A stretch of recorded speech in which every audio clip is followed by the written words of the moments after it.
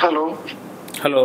Good evening sir. जी good evening. हाँ बोलिए, जो मेडिसिन सर खाए बोलिए। जी, ये अपना लास्ट 2 मंथ का जो ये था सर, बहुत ज्यादा इम्प्रूवमेंट हुआ इसमें से। ऑलमोस्ट मान के चलिए सब तो सभी इम्प्रूव हो गया था। और साथ में जो एक्स्ट्रा मेरा प्रॉब्लम था सर, अपना कमर दर्द का प्रॉब्लम था, उसमें भी इम्प्रूवमेंट हो गया है। मतलब 70-80% मान लीजिए। कभी कभी बस दर्द हो रहा है, झुकने से कमर में दर्द हो रहा है। अच्छा, ईडी का प्रॉब्लम में? ईडी तो पूरा सर 100% ठीक हो गया मान के चलिए। अच्छा ठीक। और बस टाइमिंग में सर एक आध पोजीशन में सिर्फ प्रॉब्लम आ रहा है, बाकी पूरा मैं मान लीजिए उसमें भी होल्ड कर पा रहा हूँ, कोई प्रॉब्लम नहीं। ठीक। जी सर। अगर आपका लिंग में ठीक से इरेक्शन मेंटेन नहीं होता, इरेक्शन ठीक से आता नहीं है, ब्लड सप्लाई की कमी है, मन में इच्छा की कमी है, सेक्स के प्रति इच्छा जागरूक नहीं होता है और टाइमिंग कम है, तो इन तमाम समस्याओं से अगर आप जूझ रहे हैं तो फिर आपको ये वीडियो आज का बिल्कुल देखना चाहिए। अभी आपने जिस पेशेंट का आवाज सुना, इस पेशेंट का अंदर मोटी मोटी तौर पे 3-4 बड़ी बड़ी समस्याएं हैं। नंबर 1 प्रॉब्लम है इस पेशेंट का अंदर इरेक्टाइल डिस्फंक्शन की, यानी पेशेंट का लिंग में ठीक से कठोरता नहीं आता है, मेंटेन नहीं होता है इरेक्शन। सेकंड प्रॉब्लम है शीघ्र पतन की समस्या, यानी टाइमिंग की इशू। एक तो इरेक्शन ठीक से नहीं आता है, और अगर इरेक्शन कई बार अगर आ भी गया तो वो ठीक से मेंटेन भी नहीं हो पाता है, तुरंत एकदम डिस्चार्ज हो जाता है। तो सेकंड प्रॉब्लम है टाइमिंग की, शीघ्र पतन की। थर्ड प्रॉब्लम है इनका मन में सेक्स का प्रति इच्छा विचार आना कम हो चुका है। और जो फोर्थ प्रॉब्लम है वो है इनका कमर में इनको दर्द होता है, पेन होता है। तो इन सभी सिम्टम्स को देखते हुए आज से 6 महीना पहले इस पेशेंट को मैं लाइकोपोडियम प्रिस्क्रिप्शन किया था, lycopodium clavatum 10 mg 50 mg followed by Pilatus 0/1-2। तो इससे हुआ ये कि पेशेंट का इरेक्शन में थोड़ा बहुत इंप्रूवमेंट तो हो गया, लेकिन टाइमिंग में कुछ खास इंप्रूवमेंट नहीं हो पाया, कमर दर्द में कुछ खास इंप्रूवमेंट नहीं हो पाया, लिबिडो में कुछ खास इंप्रूवमेंट नहीं हो पाया। थोड़ी बहुत जस्ट इरेक्शन में थोड़ा बहुत फायदा हो गया था, लेकिन लाइकोपोडियम से कुछ खास इंप्रूवमेंट हुआ ऐसा हम लोग बोल नहीं सकते। लेकिन लाइकोपोडियम मेरा वेल सिलेक्टेड रेमेडी था, जो सिम्टम्स था वो लाइकोपोडियम को मैच कर रहा था, इंडिकेट कर रहा था, लेकिन फिर भी लाइकोपोडियम ने काम नहीं किया। यानी कहने का मतलब मेरा वेल सिलेक्टेड रेमेडी फेल हो गया पेशेंट का अंदर, लाइकोपोडियम फेल हो गया, क्योंकि पेशेंट ने बताया कि डॉक्टर साहब कुछ खास इंप्रूवमेंट नहीं था, थोड़ा बहुत इरेक्शन में इंप्रूवमेंट आया था, लेकिन बाकी एस्पेक्ट में इंप्रूवमेंट नहीं आया, तो इसको हम लोग आइडियल क्योर नहीं मानेंगे। तो मैं केस को फिर से रिटेक किया। रिटेक करने के बाद में पेशेंट को मैं कैलकेरिया कार्ब प्रिस्क्रिप्शन किया था, लाइकोपोडियम को हटा के कैलकेरिया कार्ब दिया था नेक्स्ट टाइम 0/1-2-3-4। और जब मैं पेशेंट का अंदर फर्स्ट टाइम केस टेकिंग किया था, उसी समय मैं प्रिस्क्रिप्शन तो किया था लाइकोपोडियम, लेकिन मैं नीचे लिख कर रखा था कैलकेरिया कार्ब। यानी अगर मेरा फर्स्ट वेपन अगर फेल हो जाता है तो सेकंड वेपन के तौर पे कैलकेरिया कार्ब रेडी रहे। यानी प्लान ए अगर फेल हुआ तो प्लान बी पे हम लोग शिफ्ट हो जाएंगे। जो भी क्लासिकल होम्योपैथ है वो यही काम करते हैं। अगर पेशेंट का केस टेकिंग करके अगर वेल सिलेक्टेड रेमेडी के साथ आसपास पैरेलली अगर मिलता जुलता कोई अगर और मेडिसिन अगर आता है तो उस मेडिसिन को भी हम लोग लिख कर रखते हैं। अगर हमारा प्लान ए फेल हुआ तो प्लान बी के तहत उसको हम लोग इस्तेमाल कर सके। तो मैंने भी यही किया था।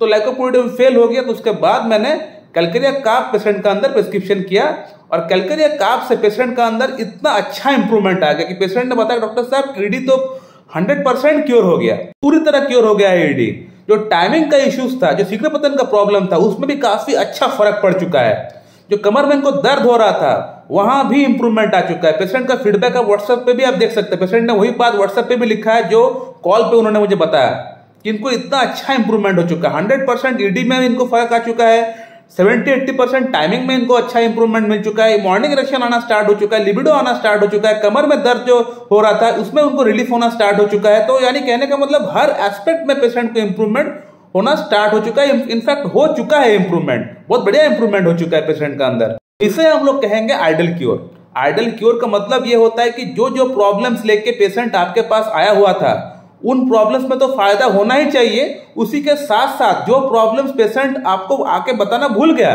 उन प्रॉब्लम्स में भी पेशेंट का अंदर आपका मेडिसिन से आपका ट्रीटमेंट से फायदा होना चाहिए। तब हम लोग मानेंगे इसको आइडियल क्योर। यानी patient has to be free from all types of trouble, patient को कोई प्रॉब्लम नहीं होना चाहिए, यानी टॉप टू द बॉटम, सर से लेके पैर तक पेशेंट का अंदर कोई प्रॉब्लम नहीं होना चाहिए। तब जाके हम लोग इसको बोलेंगे आइडियल क्योर। और ये चीज एकमात्र संभव हो सकता है कॉन्स्टिट्यूशनल ट्रीटमेंट से, होम्योपैथी से, लेकिन पेशेंट को देना पड़ेगा एक समय में एक मेडिसिन, तभी ये हो पाएगा। एक साथ 8, 10, 15 मेडिसिन देंगे पेशेंट को तो प्रॉब्लम ठीक नहीं होगा, उल्टा प्रॉब्लम बढ़ जाएगा। और अब थोड़ा बात कर लेते हैं कि इस पेशेंट को मैंने कैलकेरिया कार्ब को प्रिस्क्रिप्शन किया था लाइकोपोडियम को हटा के। तो कैलकेरिया कार्ब का जो पहला स्ट्राइकिंग सिम्टम था वो था इनका फिजिकल अपीयरेंस, यानी जो शारीरिक गठन है इस पेशेंट का वो था फैट, फेयर एंड फ्लेवी, यानी गोरे, मोटे, थुलथुले। कैलकेरिया कार्ब का जो पेशेंट होता है वो गोरे होते हैं, मोटे होते हैं, थुलथुले होते हैं। बीएचएमएस का जो फर्स्ट ईयर का स्टूडेंट है उनको भी अगर आप पूछेंगे कि फैट, फेयर एंड फ्लेवी के लिए कौन सी मेडिसिन होम्योपैथी में, वो बोल देगा आपको कैलकेरिया कार्ब। तो कैलकेरिया कार्ब का जो पेशेंट होता है वो कुछ इस प्रकार का होता है। साथ में पसीना बहुत ज्यादा आता है, फोरहेड से पसीना ज्यादा आता है, नेक से आता है, शोल्डर से आता है, पीठ से आता है, यानी upper part of the body से पसीना बहुत ज्यादा आता है। पसीने में थोड़ा सा दुर्गंध भी हो सकता है। साथ में पेशेंट को अंडा खाने का शौक बहुत ज्यादा है। एक इनको अच्छा लगता है बटर टाइप खाना, इनको अच्छा लगता है। और पेशेंट जो होता है कैलकेरिया कार्ब का वो चिली है, यानी ठंड से इनको परेशानी बढ़ जाता है, नहाना ज्यादा पसंद नहीं करते। और फिजिकली बड़ा इनएक्टिव पेशेंट होता है, mentally active but physically inactive. शारीरिक काम इनको करना अच्छा लगता नहीं है, बैठ के काम जो होता है वो काम करना इनको अच्छा लगता है। फिजिकली बड़ा इनएक्टिव पेशेंट है। तो ये सभी सिम्टम्स मेरा इस पेशेंट के साथ मैच किए थे। और कैलकेरिया कार्ब जो पेशेंट होता है इसमें भी स्वीट का क्रेविंग पाया गया है। लाइकोपोडियम में भी होता है, कैलकेरिया कार्ब में भी है, सल्फर में भी है स्वीट का क्रेविंग। तो ये सब सिम्टम्स थे कैलकेरिया कार्ब का, जो कि मेरे पेशेंट के अंदर भी कहीं ना कहीं मैच कर रहा था। कैलकेरिया कार्ब का जो पेशेंट होता है इसका अगर माइल्ड सिम्टम की अगर बात करें तो इसका पेशेंट बड़ा टिमिड होता है, माइल्ड टेम्परामेंट होता है, यानी बहुत ज्यादा गुस्सा नहीं आता है, बड़ा टिमिड होता है। टिमिड मतलब डरपोक होता है। किसी के साथ अगर लड़ाई झगड़ा होता है तो उसको वो देख भी नहीं पाता है। उसके साथ नहीं हो रहा लड़ाई झगड़ा, लेकिन किसी के और के साथ हो रहा है तो वो वहां जाके देख भी नहीं पाएगा। उसका हाथ पैर कांपने लग जाएगा, सेकीनेस आना स्टार्ट हो जाएगा बॉडी में। खुद तो लड़ाई झगड़ा करना छोड़ दीजिए, ऊंची आवाज में बात करने से इनको प्रॉब्लम होता है, बॉडी हाथ पैर कांपता है। और माइल्ड टेम्परामेंट, कोई कुछ बोल भी देता है सुन लेता है, कुछ बहुत ज्यादा रिएक्ट नहीं करते, रिटेलिएट नहीं करते इसका पेशेंट। तो ये इसका मेंटल सिम्टम हो गया।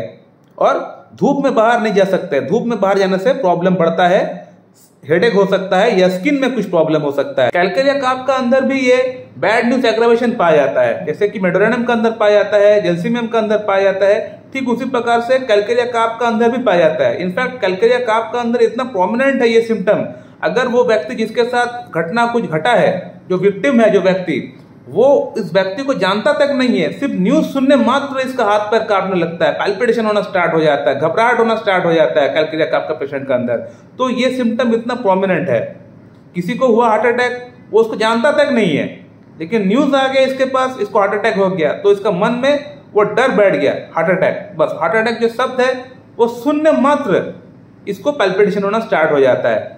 ये कैलकेरिया कार्ब का अंदर पाया जाता है। ये काइंड ऑफ फोबिया है, एक डर है, ये कैलकेरिया कार्ब का अंदर पाया जाता है। क्योंकि कैलकेरिया कार्ब का जो पेशेंट होता है बड़ा टिमिड पेशेंट होता है, मैंने पहले ही बताया, बड़ा डरपोक पेशेंट होता है।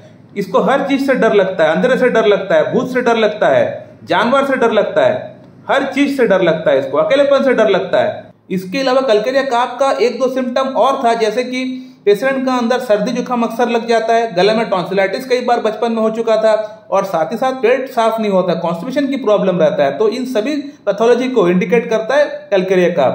तो कैलकेरिया कार्ब मैंने बाद में प्रिस्क्रिप्शन किया था लाइकोपोडियम को हटा के, इससे पेशेंट का अंदर प्रॉब्लम 100% क्योर हो गया, सभी प्रॉब्लम्स क्योर हो गया है। तो यह है क्लासिकल होम्योपैथी, यह है सिंगल मेडिसिन का पावर। आप लोग देख सकते हैं, मैंने बहुत बार बताया आप लोगों को कि होम्योपैथी में सिंगल मेडिसिन देना पड़ेगा, एक समय में एक पेशेंट को एक दवा देना पड़ेगा। ऐसा नहीं 4-5 मेडिसिन आप एक साथ देंगे और सोचेंगे प्रॉब्लम ठीक हो जाएगा, तो ऐसा नहीं होने वाला।